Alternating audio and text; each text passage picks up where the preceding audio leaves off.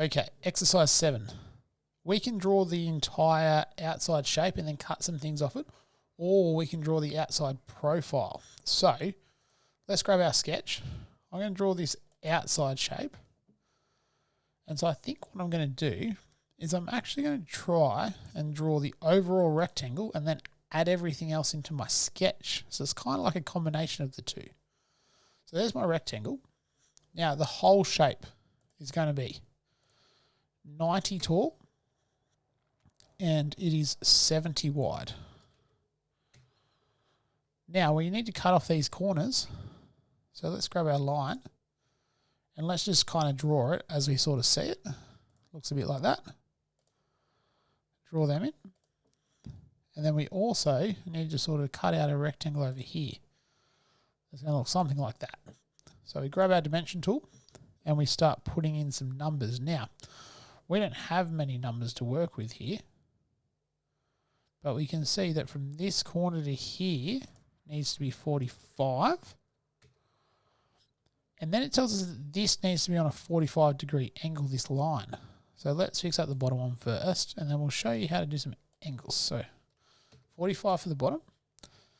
Now, if I click this line, it's going to dimension my line. If I go back into my dimension tool and I click that line, but I also click this line, it'll actually let me dimension the angle. So I want a 45-degree angle there, and I want a 45-degree angle here. Now, on this one, my line isn't on this line, so it's actually moved off. So what I'm going to do is I'm going to grab a constraint at the top here, these red things. I'm going to choose one that says coincident, which just means two things go to the same point or have to touch. So I'm going to choose the end of my line, and it has to be on this line here. And you'll see it knows it has to be 45. It knows it has to be 45 degrees, and it's fixed itself up. So now I just need to fix up this rectangle here. So dimension tool. And I know that this one to this corner is 22. And I know the same happens at the top. And the depth of this is 8. Now, there is my shape. If I use this sketch, let's see what happens. So finish sketch. And we're just going to rotate. I'm going to extrude only this part here, because that's the shape that I want. How far am I going to extrude it? 58.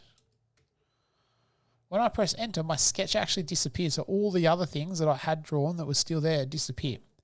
If I wanted to see them, I can go up here into sketches in my little sketch folder, turn my sketch back on. They're still there, but I'm going to turn that off. So there is my shape.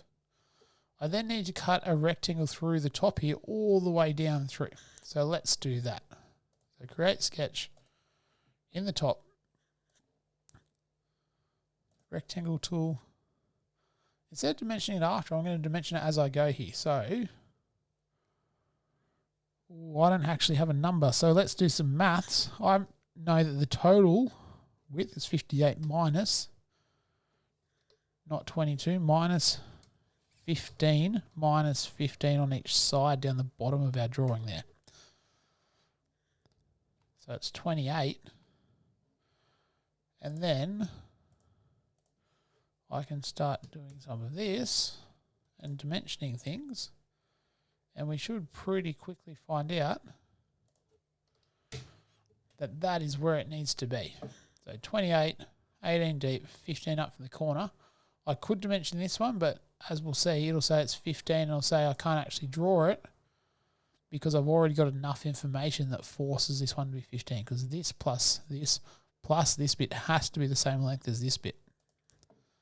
I'm going to finish my sketch, grab that rectangle, I'm going to extrude, and just drag it all the way through, and I'm going to click OK. And there is my shape for exercise number 7.